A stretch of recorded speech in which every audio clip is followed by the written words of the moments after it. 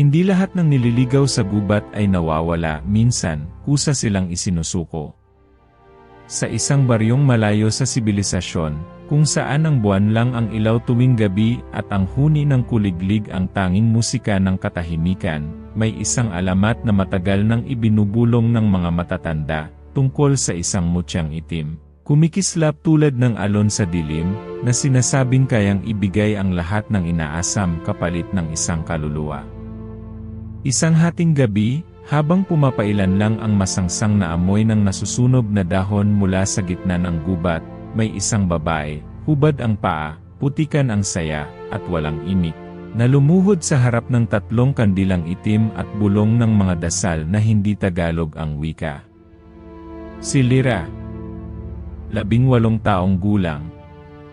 Isang ulilang dalaga na sa murang edad pa lang ay tinikman na ang pait ng buhay. Lumaki siya sa bayang iyon na laging nakayuko, laging tinatawag na anak ng isang taksil. Ang kanyang ina, ayon sa tsismis, ay pinatalsik noon sa baryo dahil sa pakikipagrelasyon sa isang lalaking hinihinalang aswang. Walang konkretong patunay, pero sapat na ang takot ng mga tao para isumpa ang kanyang pangalan. Kaya si Lyra, kahit mabait, masipag, at tahimik, ay palaging binabantayan, pinandidirihan, at iniiwasan. Tanging si Anya lang ang kanyang kaibigan. Si Anya ang kabaligtaran ni Lyra, masayahin, matapang, palakaibigan. Magkasama silang naglalakad pauwi mula sa tabing ilog kung saan sila naglalaba ng mga damit ng kapitbahay kapalit ng kaunting pera. Alam mo, kung ako sayo, aalis na ako rito, biro ni Anya habang iniabot kay Lyra ang isang tuyong kamote. Wala kang utang na loob sa mga taong ito. Ni hindi ka nga makatingin sa mata nila. Tumawa si Lyra ng mahina pero walang sinagot. Ngunit sa mga mata niya, may lungkot na lalim ng dagat, gaze moment na kahit walang salitang binanggit ay ramdam mong may binubuhat siyang lihim na mabigat sa puso. Isang gabi, habang naglilinis siya ng isang kahon ng mga gamit ng yumaong lola niya sa ilalim ng bahay, may nakuha siyang isang lumang kwintas na may itim na batong kasing liit ng butil ng mais. Kumikinang ito sa dilim, tila may sariling ilaw. Nakapaloob ito sa isang maliit na supot na may sulat na halos hindi na mabasa. Ang sinumang magsuot nito ay maririnig ang hiling ng kadiliman. Hindi siya nakapagsalita. Hindi siya natakot, pero ang lamig ng hangin sa batok niya ay para bang may dumaang hindi nakikita. Kinabukasan, habang naglalakad papuntang ilog, napansin niyang may 3 uwak na sumusunod sa kanya mula sa itaas. Hindi sila lumilipad palayo kahit anong gawin niya. Tila ba may alam sila na siya'y hindi pa handang malaman. Lumipas ang mga araw. Lalong naging malamig ang gabi sa baryo kahit hindi taglamig. May mga batang umiiyak ng walang dahilan, may mga alagang hayop na bigla na lang nawawala. At si Lyra unti-unti niyang naririnig ang mga bulong. Hindi mula sa tao. Hindi rin mula sa hangin. Galing ito sa loob ng kwintas na minsang kanyang binitbit sa ilalim ng unan. Kung gusto mong mawala ang sakit, ako ang sagot. Sa unang pagkakataon, hindi siya natakot. Bagkus, parang may hinahanap siyang sagot o kapalit. Masama yan, Lyra, babala ni Anya nang minsang nakita ang kwintas. Parang hindi tama. Bakit ang lamig ng paligid kapag hawak mo yan? Hindi sumagot si Lyra. Tinitigan lang niya ang kaibigan, pero sa loob ng mga mata niya, may paglalaban, gusto niyang itapon, pero parang may kapangyarihang ayaw siyang payagan. Gabi-gabi, lalo nang dumalas ang kanyang panaginip. Isang babae, nakasuot ng puti pero may mga mata na parang itim na hukay, ang lagi niyang nakikita. Nasa gitna ito ng altar, nakalutang sa ere, at sinasabi sa kanyang, ang mutya ay hindi binibigay sa mababait kundi sa mga desperado. Sa kabila ng babala, hindi niya binitiwan ang kwintas. Hanggang sa isang gabi, Habang sila ni Anya ay pauwi mula sa ilog, dumaan sila sa isang parte ng gubat na dati hindi nila nilalakaran. May liwanag na animoy apoy, pero malamig. May isang matandang babae na nakatayo sa gitna, nakatalikod, may hawak na sanga ng kawayan na pula. "Kanino ang mutya?" tanong ng matanda nang hindi lumilingon. Nang tumingin si Anya kay Lyra, nanginginig ang katawan ng kaibigan niya. Hawak-hawak na ni Lyra ang kwintas, at ang mga mata niya ay tila nawala ng emosyon. "Lyra," bulong ni Anya, nanginginig, sabay hawak sa braso nito. Ngunit si Lyra, dahan-dahang lumapit sa matanda. "Ako po," mahinang sagot niya. "Ako ang pinagpalit." Pagbalik ni Anya kinabukasan, wala na si Lyra. Ang bahay nila ay sarado. Walang bakas ng kahit anong gulo, pero may isang kandilang itim na naiwan sa mesa. Hindi ito naubos. Kahit sunugin mo ng 3 oras, naroon pa rin ito, sindit walang kurap. Sa ilalim nito, may isang papel na may sulat kamay, "Hindi lahat ng kabutihan ay para sa liwanag." Ikaw ba makakatulog pa kung ikaw ang nakakita noon? Mula pagkabata, hindi naging madali ang buhay ni Lyra. Hindi lang dahil sa kahirapan o sa malamig na tingin ng mga kapitbahay, kundi dahil sa isang tanong na hindi kailanman sinagot, sino talaga ang kanyang ama?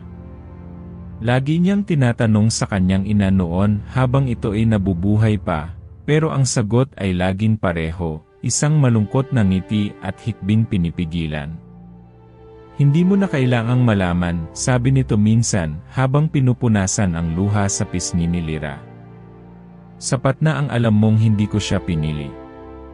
At sa bawat pagtanong ni Lyra, parang lalong humihigpit ang gapos ng takot sa puso ng kanyang ina.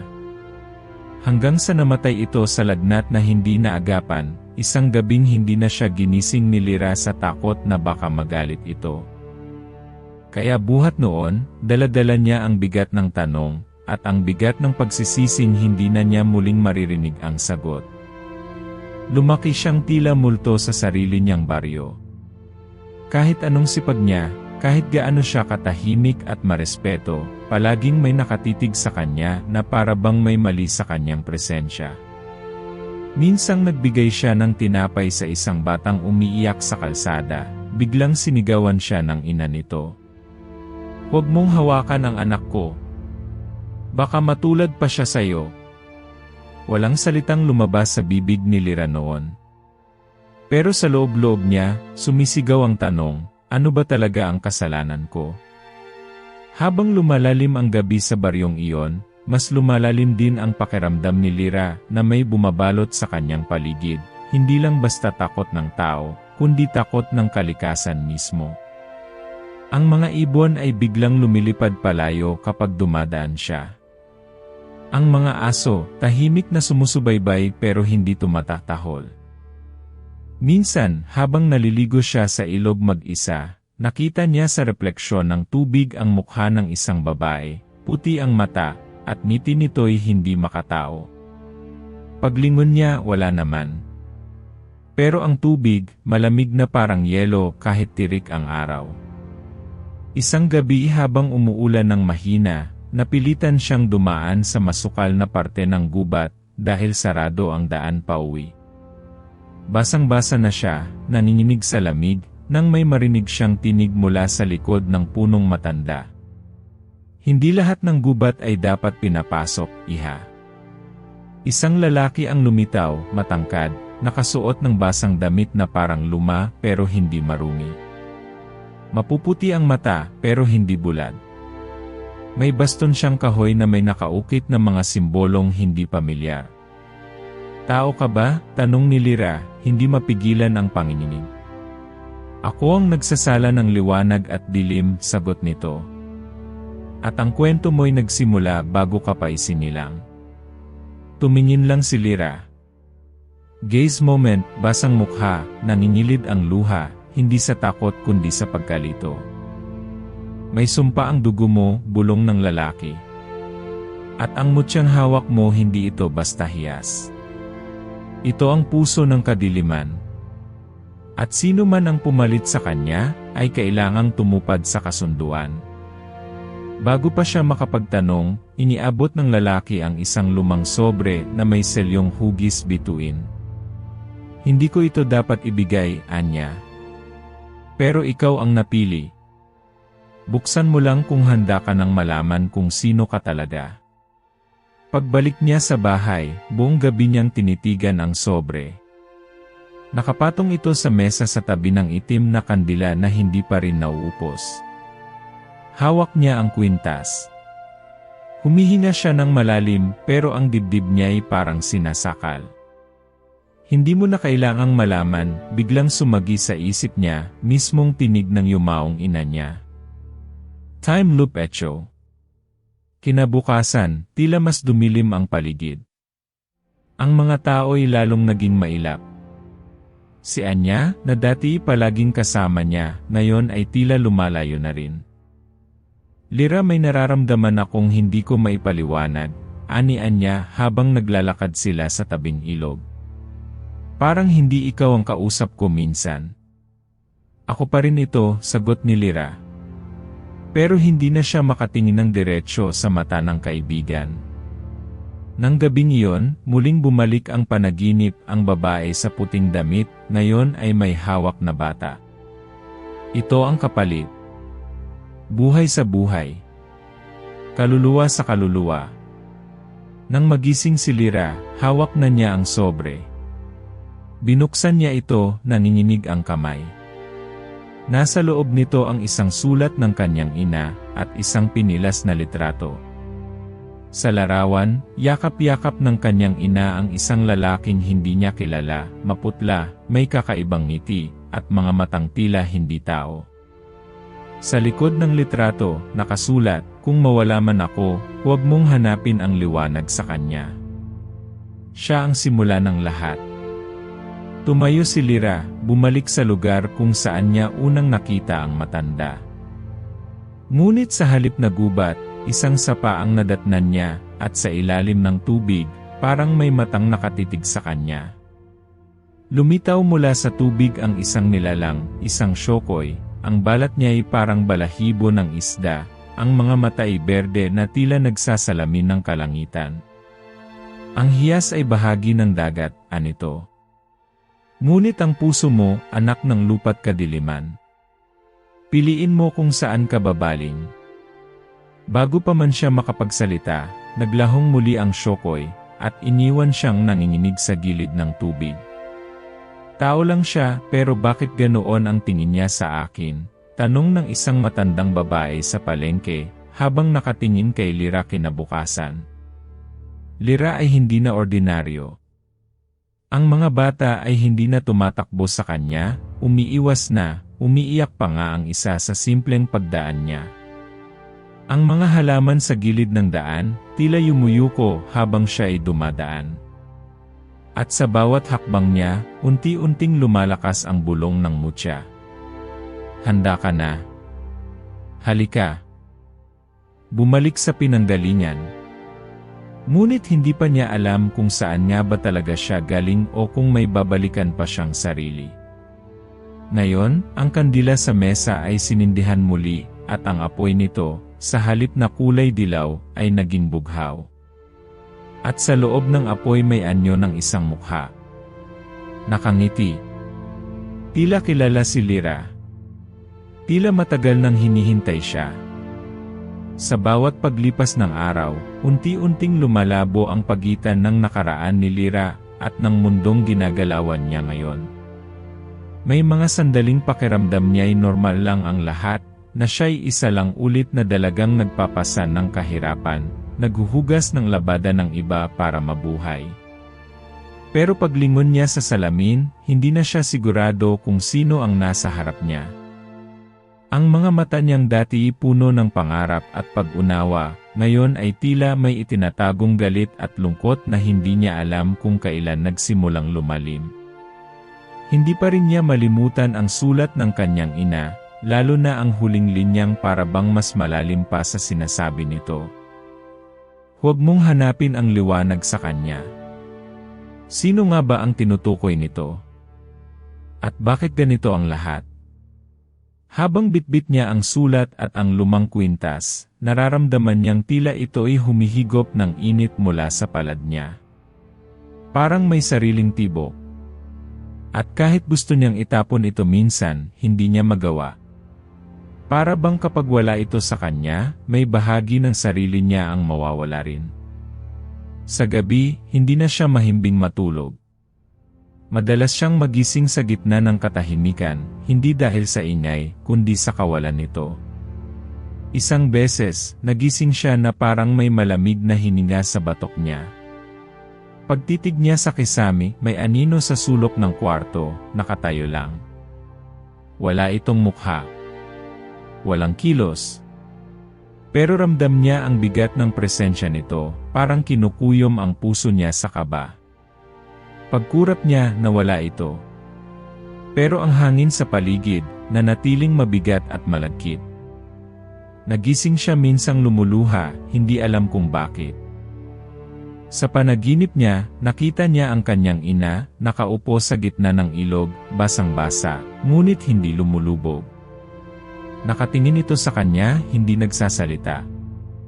Ngunit ang mata nito'y puno ng lungkot at takot. Gaze moment na kahit sa panaginip lang, naramdaman niyang tila may dapat siyang pagsisihan. Pagdating ng umaga, dinalaw siya ni Anya.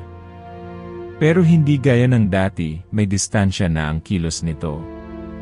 Lira, napapansin mo ba ang sarili mo? Tanong nito, may pag-aalalang nangingibabaw. Iba ka na. Hindi ko maipaliwanag, pero parang hindi ka na yung Lira na kilala ko. Tinitigan lang siya ni Lira. Ilang segundo ng katahimikan, bago siya bumulong, hindi ko rin alam kung sino na ako ngayon. Sa dibdib niya, laging nakasabit ang singsing ng kanyang ina, isang simpleng bakal na kupas na may maliit na ukit sa loob, liwanag sa dilim. Hindi niya ito kailanman isinusuot sa daliri, kundi laging nasa kwelyo ng kanyang damit, nakatali sa sinulid. Sa bawat pagkapa niya rito, pakiramdam niya ay parang may inaabot siyang paalala ng isang inang hindi niya nakausap sa huling sandali. Isang alaala ng isang yakap na hindi na niya mararanasan. Isang gabi, habang nililinis niya ang paligid ng bahay, napansin niyang nawawala ang mga bangkong kahoy sa may likod ng bahay. Paghanap niya, nakita niya ito sa ilalim ng puno, nakapila, nakabaliktad, parang may nagsadya ng ayos. At sa tabi nito, may isang sariwang kandila, puti, na may pulang patak sa dulo, tila dugo. Hindi niya ito ginalaw, pero buong katawan niya ay nilamig. Hindi niya alam kung alin ang mas nakakatakot, ang ideyang may bumisita sa bahay niya nang hindi niya alam, o ang posibilidad na baka siya mismo ang may kinalaman sa nangyari, nang hindi niya alam. Nagsimula na ring lumayo ang ibang tao sa kanya. Ang tindera sa palengke, na dati nagbibigay sa kanya ng libreng saging kapag may sobrang hinog, biglang tumalikod nang makita siya. Isang binatilyo ang minsang nabundol niya sa daan, pero sa halip na magalit, tumakbo ito palayo na parang may nakita siyang multo.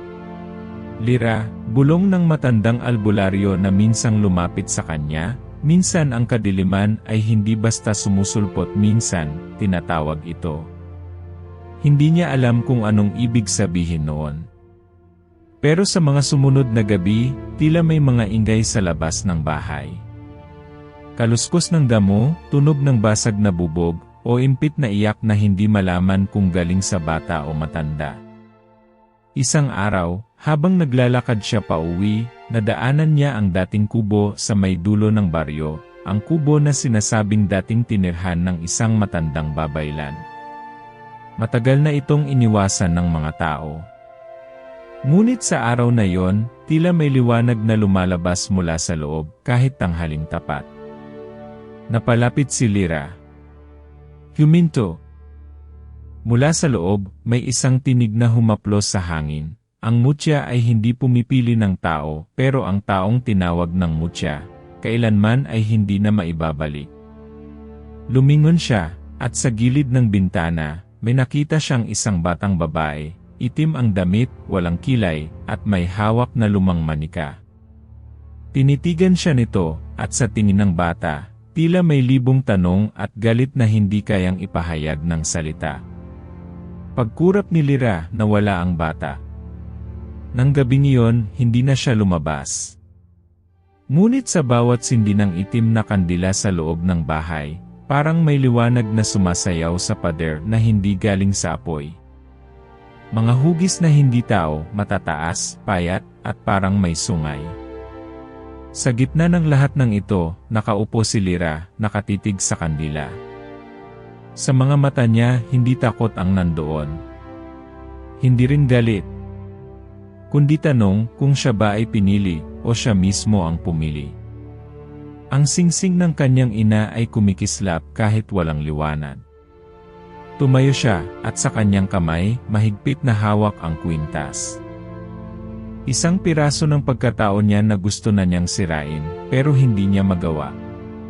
Sa gilid ng kanyang tenga, may bumulong, ang simula ng lahat ay ikaw. Sa dulo ng gabing iyon, habang ang ulan ay bahagyang bumabagsak sa bubong at ang paligid ay tahimik na parang walang buhay, lumabas siya ng bahay. Sa ilalim ng puno kung saan dati nakaupo ang kanyang ina, muling lumitaw ang lalaking may baston. Pero ngayon, mas maputla, mas mahina, parang nalalanta. Tinitigan siya nito, isang mahaba, walang salitang gaze moment, bago nagsalita, "Handa ka na ba anak?" Ngunit hindi siya sumagot. Umupo lang siya sa tabi ng puno, nilapag ang singsing sa lupa, at pumikit. Ang hangin lumamig. At sa katahimikan, isang tinig ang bumulong sa hangin, hindi sa kanya, kundi sa sinumang makakarinig. Sa gabing ito, may isa na namang kaluluwang lumilihis sa liwanag at wala nang balikan.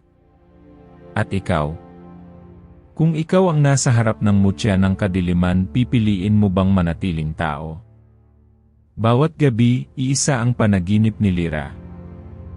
Isang ilog na itim ang tubig, walang liwanag, walang tunog. Sa gitna nito, may nakatayo, babaeng nakaputi, nakatalikod.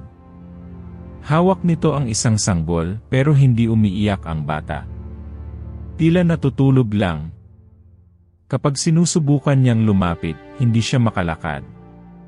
Ang putik ay humihigop sa kanyang mga paa, at ang tubig, bagamat walang galaw, ay nagpaparamdam ng bigat na parang hinahatak siya pababa. Sa tuwing magigising siya, nanlalamig ang buong katawan, at ang kamay niya laging mahigpit ang kapit sa kwintas. Hindi na niya binabanggit ang mga panaginip kaya niya. Ngunit kahit hindi niya sabihin, nararamdaman ng kaibigan ang bigat sa paligid nila. Lyra, bulong ni Anya, minsang magkasama silang naghuhugas sa may ilog, kung may nililihim ka sabihin mo na. Baka may paraan pa. Ngunit si Lyra ay natahimik lang, tinitigan ang tubig sa harap nila, at bumulong ng may mga lihim na hindi mo binubuksan. Hindi dahil sa takot kundi dahil baka wala ka ng ibang makita kundi dilim. Kinagabihan, sa gitna ng katahimikan ng baryo, may mga asong nag-uunahan sa pagtakbo. Lahat ay tila may kinatatakutan. Ang mga ibon, kahit 10 oras ng gabi, ay biglang nagliliparan, nagsisigaw. Sa bahay ni Lyra, narinig ang isang pagaspas ng hangin, malakas. Parang may malaking pakpak na dumaan sa bubong. Ngunit pagtingin niya sa labas, wala ni isang dahong gumagalaw. Minsang gabi, habang natutulog si Anya sa bahay ni Lyra, nagising ito sa malamig na hangin. Paglingon niya sa bintana, may isang babae roon, nakasilip, walang mukha, pero may ngiti. Nang mapasigaw si Anya, bigla itong naglaho, kasabay ng biglang pagpatay ng kandila. Sa dilim, walang nagsalita sa kanila. Tanging tunog ng mga yabag sa labas ang narinig. Mabigat. Mabagal. At unti-unting lumalapit. Nang muling sindihan ang kandila, namutla si Lyra. Sa pintuan, may nakasulat, gamit ang dugong kulay itim, "Pinili ka. Tinatanggihan mo pa rin?" Simula noon, hindi na makatulog si Lyra. Sa bawat pagdilat ng mata niya sa gabi, laging naroon ang anino sa sulok ng silid. Laging naroon ang malamig na hangin na tila dumuduyan sa kanyang buhok. Laging naroon ang parehong panaginip, ang ilog, ang babae, ang sanggol. At habang patuloy ang takot, napansin niya ang singsing ng kanyang ina. Sa tuwing ilalapit niya ito sa apoy ng kandila, lumilitaw ang ukit sa likod nito, liwanag sa dilim. Isang gabi, sinubukan niyang iukit ang parehong salita sa kandila. Ngunit pagpatak ng huling letra, pumutok ang apoy, sandaling naging bughaw, bago muling kumalma. Sa usok nito, tila may hugis ng mukha, pamilyar, pero hindi niya maalala kung saan niya nakita. At sa sandaling iyon, isang tinig ang bumulong, kapag ang mutya'y pumili, kahit anong pagtanggi susundan ka. Lumapit si Anya. Hindi na ito normal, Lyra. Dati-rati takot lang ang problema natin. Ngayon buhay mo na ang nilalaro. Tinitigan niya ang kaibigan. Anong gagawin mo kung ako ang kailangan nilang kunin? Tanong ni Lyra, halos pabulong, nanginginig ang boses. Hindi agad nakasagot si Anya. Kung ikaw ang kailangan niyang isakripisyo, papayag ka ba? Tahimik ang paligid. Gaze moment. Ang sagot ay nasa mata, hindi sa bibig. Sa sumunod na gabi, may narinig silang iyak mula sa gubat. Hindi batang tao, kundi parang sanggol. Ngunit alam nila, walang sanggol sa gubat. Lyra ay sumilip sa bintana. Sa ilalim ng buwan, may anyong gumagapang sa lupa, hindi hayop, hindi tao. Ang katawan nito'y payat, ang balat ay parang nalulupasay, at ang mukha nito'y isang malaking butas, at mula roon ay lumalabas ang tunog ng iyak. Humigpit ang hawak ni Lyra sa singsing. Biglang lumiwanag ang singsing sa kanyang palad. Sa loob ng isang iglap, tumigil ang pag-iyak ng nilalang. Tumingin ito diretsyo sa kanya. At mumiti. Kinabukasan, pinilit nilang humanap ng tulong. Nagtungo sila sa matandang albularyo sa kabilang baryo. Ngunit pagdating nila roon, hindi sila pinapasok. Hindi ko kayo matutulungan, sabi ng matanda mula sa loob ng bahay. Hindi laban ng tao ang dala mo, Lyra. Nang tanungin nila kung anong ibig niyang sabihin, isang papel lang ang inabot mula sa pintuan. Sa papel ay may simbolo, hugis mata, na may nakasulat sa ilalim, lumalapit ang pinagmulan. Ang kabayaran ay hindi pa tapos. Habang pauwi, napansin nilang wala ng hayop sa baryo. Ang mga manok, mga pusa, mga aso, tila naglaho. Sa gabi, ang mga bahay ay walang ilaw, kahit may kuryente. Tila lahat ay nagtago, natatakot na masilayan kung anong paparating. Sa gitna ng takot, nagsimulang mabuo sa loob ni Lyra ang isang ideya. Baka hindi ito tungkol sa pagpili. Baka tungkol ito sa pagtanggap. Baka kaya lalo siyang hinahabol ng kadiliman ay dahil pilit niyang itinatanggi ang bahagi ng sarili niyang totoo. Ang mutya, ang singsing, ang panaginip, lahat ito'y may koneksyon. Baka ang babaeng nasa panaginip ay hindi lang mensahero, baka siya mismo. Nang gabing iyon, muling bumalik ang panaginip. Pero sa pagkakataong ito, hindi na sa ilog. Nasa gitna siya ng altar, napapalibutan ng mga mukha, lahat ay nakapikit, tila natutulog. Pero habang nilalapitan niya ang sentro, unti-unti silang dumidilat. At isa sa kanila ang kanyang ina. Nakatingin ito sa kanya, ngunit hindi nag-aalala.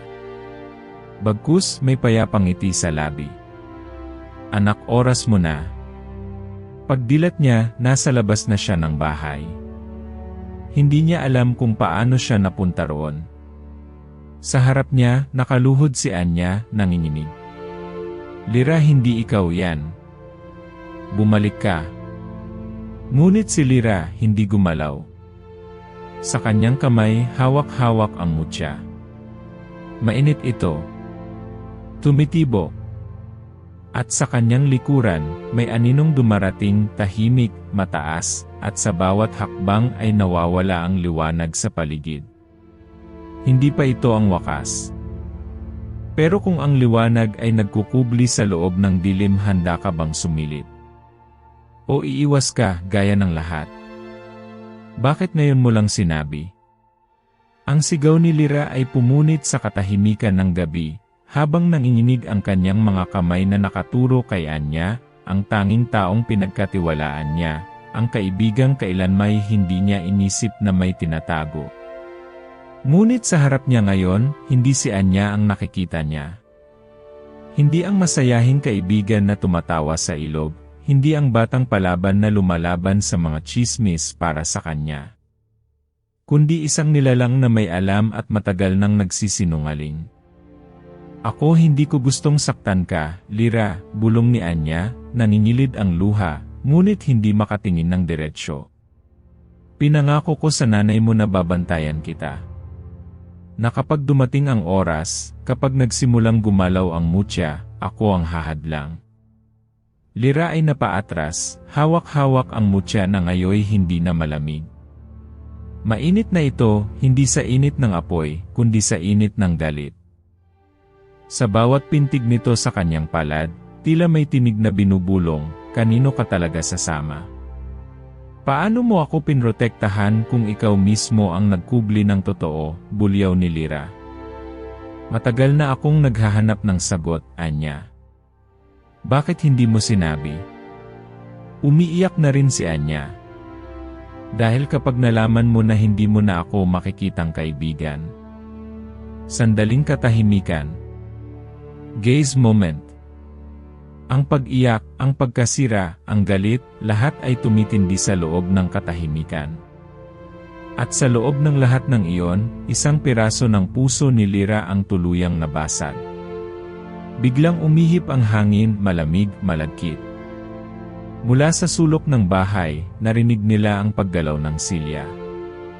Tumayo si Lyra, agad na tinungo ang loob. Ang kandila sa altar ay patay na.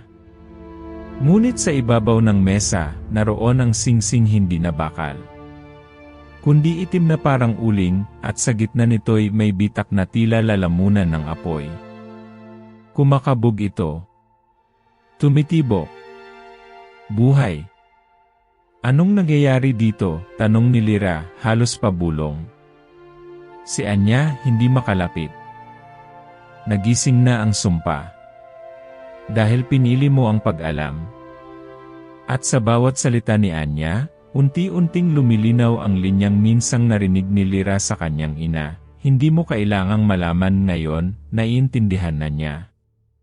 Hindi ito para protektahan siya mula sa mundo. Kundi para protektahan ang mundo mula sa kanya. Nang gabing iyon, biglang nawala si Anya. Iniwan ang maliit na sulat sa sahig, kapag kailangan mo ako, huwag mo na akong hanapin. Mas ligtas ka kung wala ako. Lyra ay naiwan mag-isa sa bahay, kasama ang mutya, ang singsing, at ang alaala ng pagkabata nila ni Anya na ngayon ay mistulang panaginip na hindi na maibabalik. Habang nag-iisa, mas lalo siyang binibisita ng mga nilalang sa dilim. Hindi na sila anino. Hindi na sila bulong. Isang gabi, habang natutulog siya, nagising siyang may kamay na malamig sa kanyang noo. Pagtingin niya, may babaeng nakatayo sa ulunan ng kanyang kama, ang parehong babae sa panaginip. Ngunit ngayon, buhay ito. At nakatingin ng diretsyo sa kanya. Hindi lahat ng sumpa ay galit, anito. Minsan, ito'y pamana. Nang magising siyang muli, may dugo na sa kanyang unan. Sa pisngi niya, may bakas ng halik pero malamig, parang yapos ng yelo. Lumabas siya ng bahay. Tumakbo. Ngunit saan man siya magtungo, lahat ng daan ay bumabalik sa bahay. Sa paligid, wala na ang mga bahay ng kapitbahay. Tila siya na lang ang naroon. Biglang lumitaw sa kanyang harapan ang matandang lalaki na may baston, ngunit ngayon wala na itong mata. Lira, tinig nito ay putol-putol. Ang singsing, hindi iyan sa nanay mo. Iyan ang panata ng ama mong hindi mo kailanman nakilala. Lira, ay parang binagsakan ng langit. Ano nang ibig mong sabihin? Boses niya ay durog, nanginginig, puno ng lungkot at galit.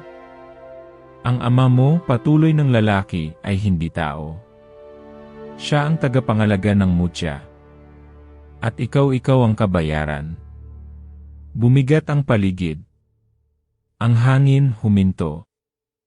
Ang lupa tila umuuga. At ang mutya sa kanyang palad, nagbago ang anyo. Mula sa maliit na itim na hiyas, naging pulang bato na may hugis puso. At sa gitna nito, may porma ng dalawang mata, nakapikit, ngunit gumagalaw. Sa gitna ng lahat ng ito, naramdaman ni Lira ang panibagong pagtibok, hindi sa mutya, kundi sa sarili niyang dibdib. Para bang may pumipintig sa loob ng kanyang puso na hindi sa kanya. At habang pinagmamasdan ang mutya, naisip niya ang paulit-ulit na tinig sa kanyang panaginip, kung ang mutya ay pumili, kahit anong pagtanggi susundan ka.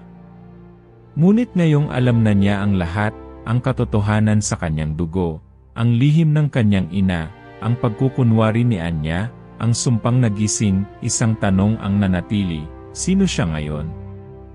Sa huling sandali ng gabing iyon, bumalik siya sa altar. Nasa gitna nito ang singsing, ang mutya, at isang bagong papel na wala roon kanina. Nakasulat sa dugo, hindi ikaw ang pinili. Ikaw ang pinanggalingan. Sa likod ng bahay, isang sigaw ng bata ang sumabog sa ere, matinis, mapunit, walang mukha. Ngunit hindi na siya lumingon. Tinitigan niya ang kandila. Isinindihan ito. At sa liwanag nito, nakita niyang sarili sa salamin, ngunit sa mata ng kanyang refleksyon may ngiti. Isang ngiting hindi kanya. At kung ikaw ang nasa harap ng salamin na yon, matatanggap mo ba ang sariling hindi mo kilala? Wala nang ibang daan. Sa bawat hakbang ni Lira papasok sa gubat, tila humihigpit ang hangin, parang ayaw siyang payagan. Ang mga puno ay nakayuko, ang mga dahon ay tahimik, walang ibon, walang kuliglig. Tanging ang mga yabag niya sa basang lupa ang naririnig. Hawak niya sa isang kamay ang mutya, ngayoy tila pumipintig kasabay ng tibok ng puso niya. Sa kabilang kamay, ang singsing ng ina niya ngayoy hindi na nagpapainit ng alaala, kundi nagpapabigat ng pasya. Sa gitna ng kagubatan, may bilog na lupa na tila altar, nililigiran ng matataas na bato.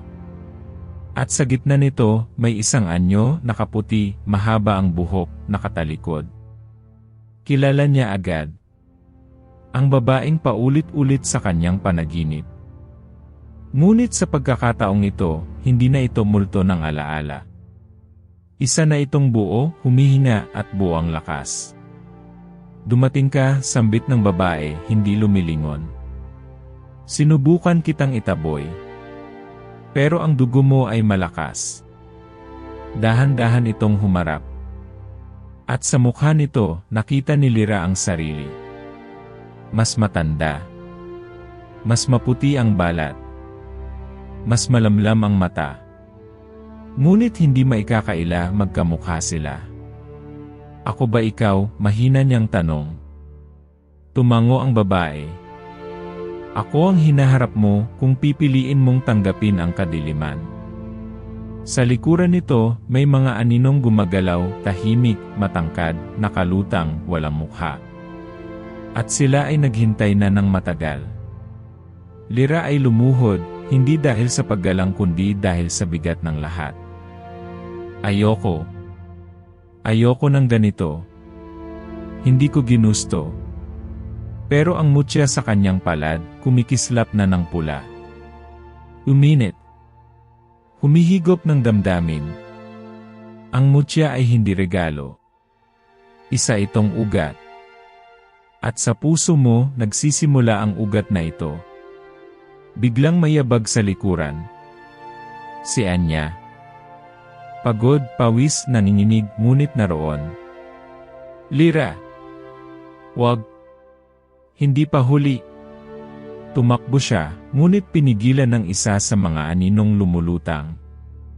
Sinuntok ito ni Anya ng buong lakas, ngunit tumagos lamang ang kamao niya sa katawan nito. Nandito ako, bulong ni Anya, lumuhod sa tabi ni Lira. Patawarin mo ako. Pero kung may kailangan kang isuko ako na lang. Napalingon si Lira. Anya, hindi. Hindi ikaw ang kailangan. Ngunit si Anya ay ngumiti, luha ang ngiti na punang tapang. Ikaw pa rin ang kaibigan ko. At hindi kita papayagang sirain ng kadilimang to, biglang lumiwanag ang singsing sa palad ni Lira. Sa unang pagkakataon, hindi ito malamig o mainit. Kundi kumikislap na parang bituin sa ilalim ng tubig. Tumayo si Lira, itinaas ang kamay, at itinapat ang singsing sa babae sa harap niya. Sinasabi mong ikaw ang hinaharap ko. Pero ako pa rin ang pipili. Nagsimulang sumigaw ang mga anino. Tumutunog ang lupa. Ang babae ay lumapit. Kapag tinanggihan mo ako, hindi mo na ako makakalimutan. Sa bawat pagtulog mo, sa bawat panginginig ng gabi, ako ang makikita mo. Ngunit sa halip na umatras, lumapit si Lira. Nilapag niya ang mutya sa gitna ng altar. Kunin mo. Pero hindi mo makukuha ang kaluluwa ko. Biglang pumutok ang mutya. Isang liwanag ang sumabog. Napaatras si Lira. Si Anya ay napapikit, nanginginig. At sa gitna ng liwanag, ang mga anino ay tila nasusunog. Ang babae, ang hinaharap ni Lira, ay sumigaw, hindi sa sakit kundi sa galit. Hindi mo matatanggal ang dugo mong sa amin galing, sigaw nito. Kahit saan ka magtago, ikaw pa rin ay isa sa amin. Ngunit sa huling sandali, sa halip na tuluyang mawala, lumapit si Anya. Hinawakan niya ang kamay ni Lira, sabay bulong, kung may dapat magdala ng sakit ako na lang. At hinawakan niya ang mutyang sumasabog ng liwanag. Anya, wag, sigaw ni Lira, pero huli na. Nagliwanag ang katawan ni Anya. Ang kanyang buhok sumayaw sa hangin. Ang kanyang balat naging transparent. At sa isang iglap, parang siyang naging bahagi ng liwanag. Patawad, huling bulong niya. Ngunit kailangan mong mabuhay. At siya'y nawala. Tahimik ang lahat. Ang mga anino, wala na. Ang altar, nagbitak. At si Lira, nakaluhod, luha ang nakatitig sa lugar kung saan huling nakatayo ang kaibigan. Naiwan ang singsing, ngayoy puti, malinis. At sa loob ng bilog nito, isang ukit, hindi lahat ng kadiliman ay sa pagkawasak nagtatapos. Gaze moment. Nilingon ni Lira ang gubat. Malamig pa rin. Tahimik pa rin. Pero sa puso niya, may sigaw na hindi niya mailabas. Bumalik siya sa baryo. Ngunit walang bahay. Walang tao. Parang walang anumang nangyari roon. Ang baryo, tila hindi na siya kilala. Sa kanyang kwarto, muling binuksan niya ang kahon ng ina. Naroon pa rin ang lumang larawan. Ngunit sa pagkakataong ito, may bagong piraso sa likod nito. Isang sulat na tila lumitaw lang matapos ang lahat. Kung kailan mo matanggap ang liwanag at dilim, saka mo makikita kung sino ka talaga. Sa huling eksena ng kanyang gabi, habang nakaupo siya sa ilalim ng buwan, may aninong umupo sa tabi niya, walang mukha, ngunit tahimik. Hindi nananakit. Hindi nagsasalita. Ngunit andoon lang. Parang tagapagsubaybay. Tumingin si Lira sa salamin sa kanyang kamay. Wala na ang ngiting hindi kanya.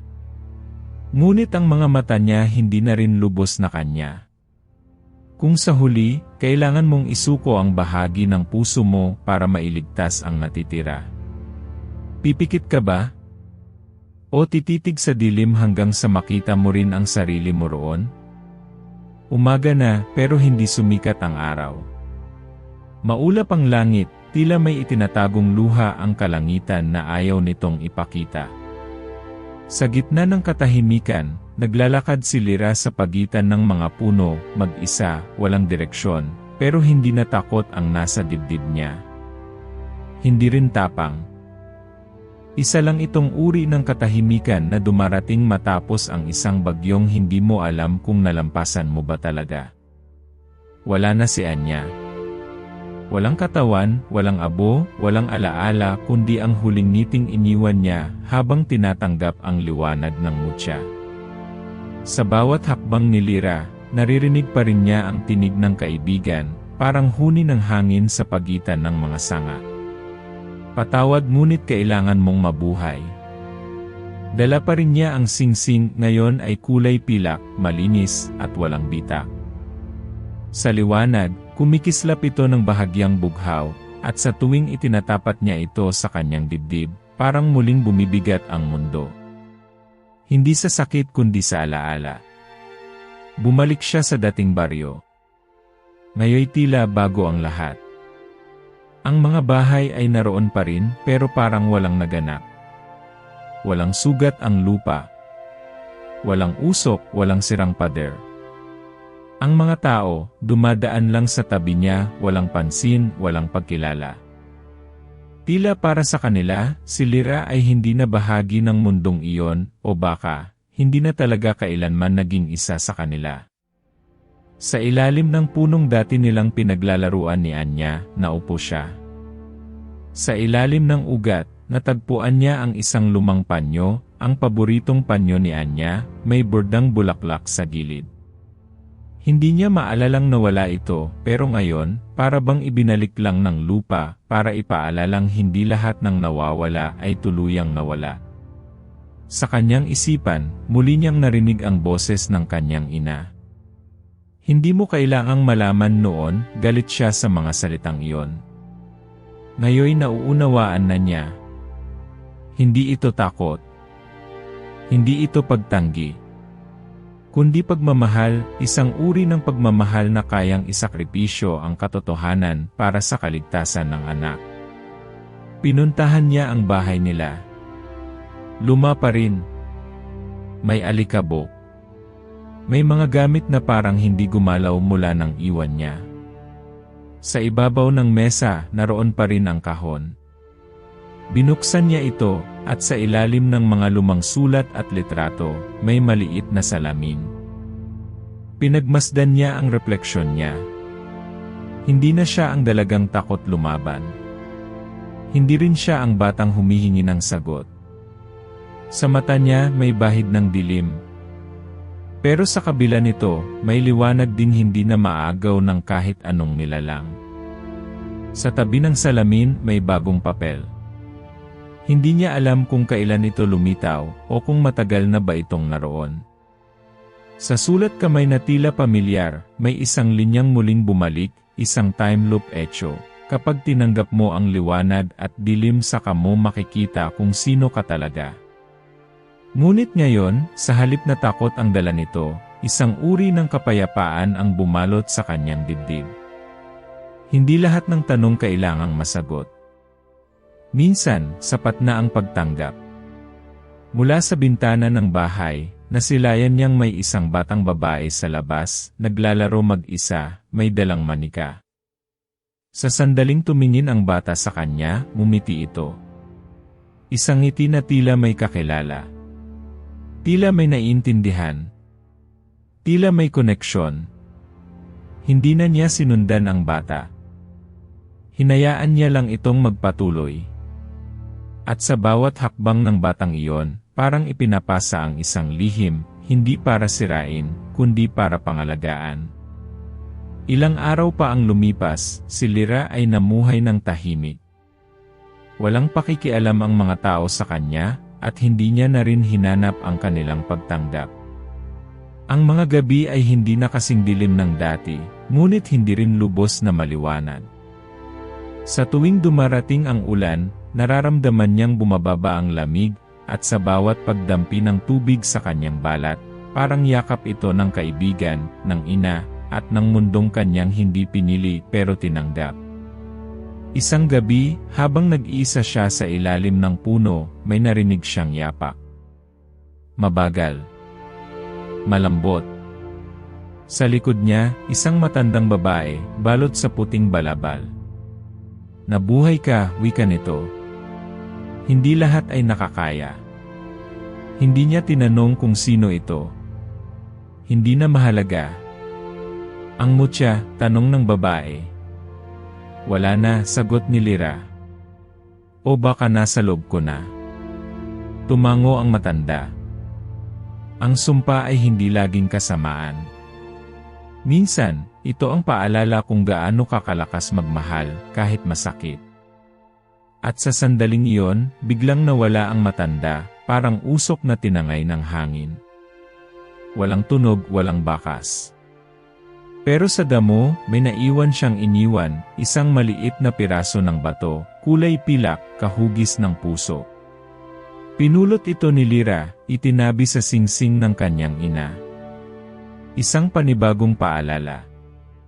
Isang panibagong bahagi ng sarili. Habang papalubog ang araw, naupo siya sa gilid ng burol. Mula roon, tanaw niya ang buong baryo. Tahimik, mapayapa, pero sa ilalim ng katahimikang iyon, alam niyang may mga lihim pa ring hindi sinasabi. May mga kwento pang hindi na isusulat. At marahil, may mga nilalang pa ring nagmamasid, naghihintay. Hindi upang manakit kundi upang maalala. Tumingin siya sa langit. Wala mang liwanag ng bituin, ramdam niyang naroon sila. Ang mga nawala. Ang mga nagsakripisyo. Ang mga naghintay. At siya na ngayon ay hindi natakot, pero hindi rin lubos na malaya. Sa puso niya, ang kadiliman at liwanag ay hindi na magkalaban. Ngunit sa dulo ng lahat ng ito, isang tanong pa rin ang bumabalik sa isip niya, habang nakatitig sa mga aninong gumagalaw sa dulo ng kabubatan, tapos na ba talaga ang sumpa? O baka nagsisimula pa lang?